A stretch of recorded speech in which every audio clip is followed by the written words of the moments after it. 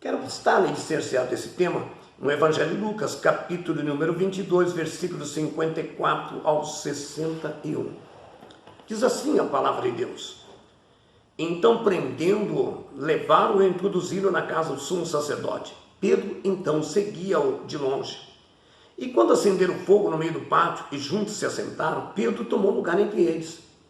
Entremente, uma criada, vendo-o assentado perto do fogo, fitando os olhos, disse: Esse também estava com ele. Mas Pedro negava, dizendo: Mulher, não o conheço.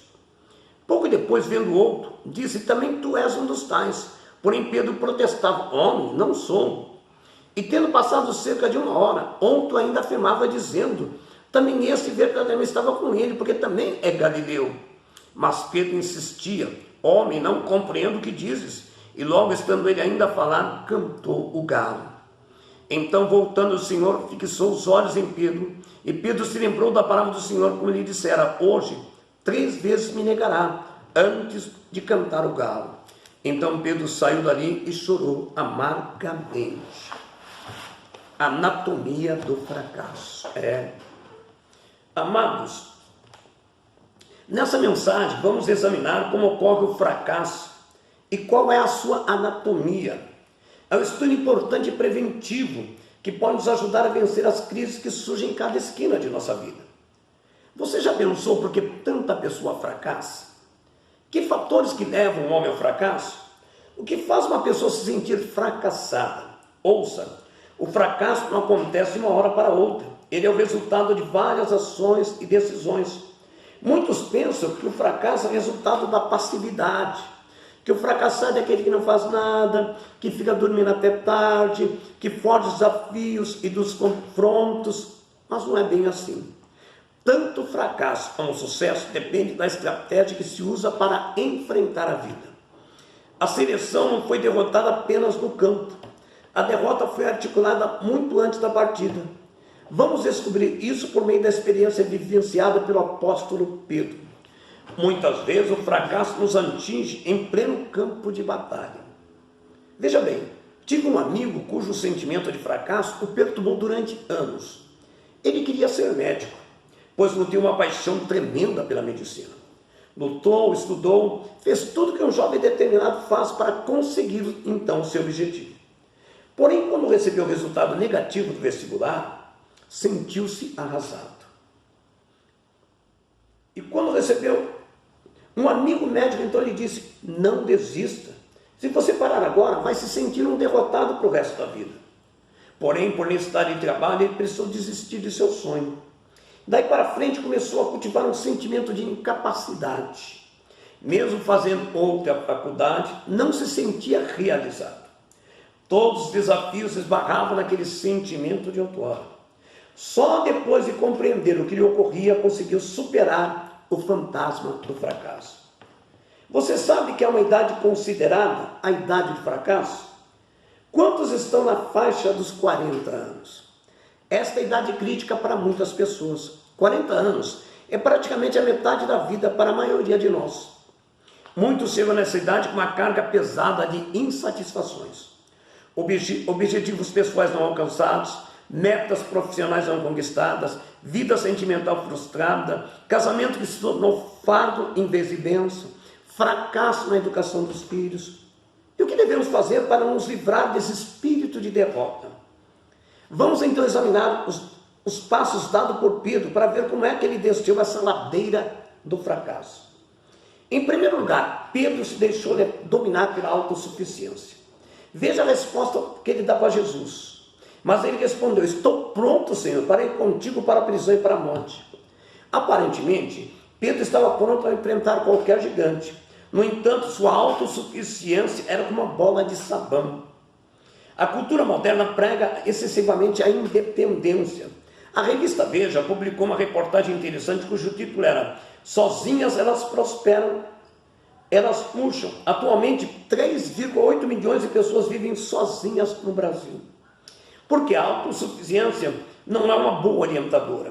O fracasso de Saul teve como razão a sua autossuficiência também. Ele se achou no direito de agir independente do profeta. Como resultado disso, foi rejeitado por Deus. Pedro quis mostrar uma força que também não tinha, mesmo tendo descido a ladeira do fracasso, porque agem sozinhos. Em segundo lugar, Pedro menosprezou um dos grandes segredos da vida. Ele não orou quando devia orar. Chegando ao lugar, Jesus lhe disse: orem para que vocês não caiam em tentação. Lucas 22:40. Vejamos que Pedro e os demais discípulos, quando se levantou da oração e voltou aos discípulos, encontraram eles dormindo, dominados pela tristeza. O evangelista Marcos nos mostra que Jesus se dirigiu diretamente a Pedro. Então voltou aos seus discípulos e os encontrou dormindo. Simão, disse ele, por que está dormindo? Não pode vigiar por 1 hora? A oração que Pedro deixou de fazer ali no Getsêmani lhe fez muita falta mais tarde. Pedro fracassou por falta de oração. Muitos de nós fracassamos porque não valorizamos a oração em nossas vidas. Nunca é demais lembrar que sem oração não há conquistas. Terceiro passo, Pedro foi envolvido por uma emoção puramente humana. A emoção pode gerar impulsos conscientes e inconscientes. Isso muitas vezes, nossas ações e reações são ilógicas. Respondemos ao impulso das emoções sem pensar nos resultados. A vida cristã, minha amada, não é emoção, mas provoca emoções. Não andamos o tempo todo chorando nem sorrindo. Entretanto, há momentos em que o choro e o sorriso tomam conta da vida. Nesse caso, a alegria não provém de emoções, mas da presença do Espírito Santo. Tenha cuidado com as reações e as suas atitudes. Muitas vezes somos traídos por nossas próprias emoções. Deixemos-nos levar por palavras e lágrimas que não traduzem a verdade. Quantas pessoas que vê alguém chorando, olha para os olhos e começa a chorar também. Mas é um choro que desculpa, emocional, que não traz nada. Pedro estava sob forte emoção quando quis defender Jesus. Simão Pedro queria que trazia uma espada, tirou e feriu o servo do sumo sacerdote, decepando-lhe a orelha direita. Pedro se mostrou ousado nessa hora. No entanto, se acovardou diante de uma criada. Uma criada o viu sentado ali à luz do fogo, olhou fixamente para ele e disse: esse também estava com ele. Mas ele negou, dizendo: mulher, não o conheço. As emoções humanas descontrolam as nossas ações, tornam-nos indecisivos. Essas indecisões acabam nos levando ao fracasso. Muitos já não conseguem lutar pela família, pelo trabalho, pela igreja, com a mesma ousadia de antes, porque as circunstâncias mudaram, transformaram suas emoções. Agora o medo, o receio, o temor predomina a sua vida. Lembre-se que essa luta não deve ser travada com espadas nem com armas. Não se deixe iludir, pensando que você pode vencer pela tua força. Aprenda a lutar com as armas de Deus, desde que Ele traz para você a estratégia do combate. Finalmente, Pedro foi derrotado porque se envolveu com as pessoas erradas. Mas quando acenderam fogo no meio do pátio, se assentou ao redor deles. Pedro se assentou com quem? Com os escarnecedores. Possivelmente, aquela era uma noite fria. Talvez Pedro não estivesse preparado para enfrentar aquele frio. Quando viu os homens acenderem uma fogueira, procurou se aproximar do fogo. Muitas vezes tem ocorrido em nosso meio. Temos nos aproximado de fogo aceso pelo mundo, até de fogo estranho dentro das igrejas. Lembre-se, porém, de que o fogo do mundo não aquece, ao contrário, ele queima a nossa fé, a nossa confiança, a nossa fidelidade. O resultado é mentira, medo, traição, negação. Vejamos em Lucas 22:57 em diante, o que Pedro disse naquela roda. 3 vezes Pedro negou conhecer Jesus. Ele estava aquecido por fora, porém por dentro estava frio e gelado. Com quem você tem se envolvido? Que tipo de fogo tem aquecido a tua vida, meu amado? Como é que foi Pedro arrancado desse poço de fracasso? Mesmo em meio ao sofrimento, Jesus não se esqueceu de seu discípulo. O Senhor voltou-se e olhou diretamente para Pedro. Não foi um olhar qualquer, o Senhor falou sem usar palavras. Naquele momento, Jesus estava restaurando a vida de Pedro. Ao sair dali, Pedro compreendeu o seu grande erro. Saindo dali, Pedro chorou amargamente. Lucas 22:62.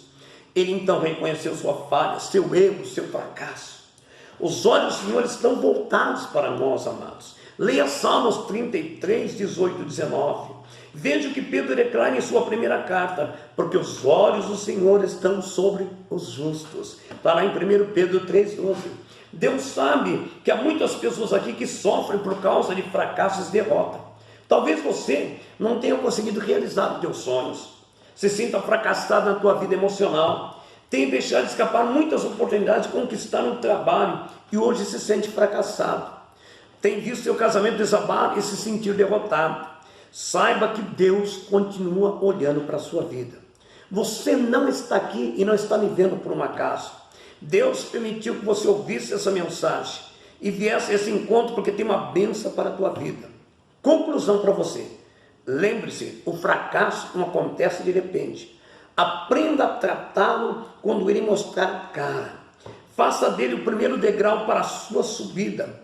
Deixe que o olhar do Pai, do nosso Deus, restaure as tuas forças. Chore sim, se for preciso, mas depois levante-se e continue a caminhada. Não faça do fracasso a sua cama. Deus tem um lugar melhor para você repousar. Amém? Aqui, Manhã com Deus, pastor Carlos Alberto. O Senhor é meu pastor e nada me faltará. Se Deus é por nós, quem será contra nós? Operando Deus, quem impedirá? Que a graça, a comunhão, a virtude e as doces consolações do Espírito Santo repouse e esteja para presente sobre cada vida, hoje e para todos sempre. Amém, Jesus.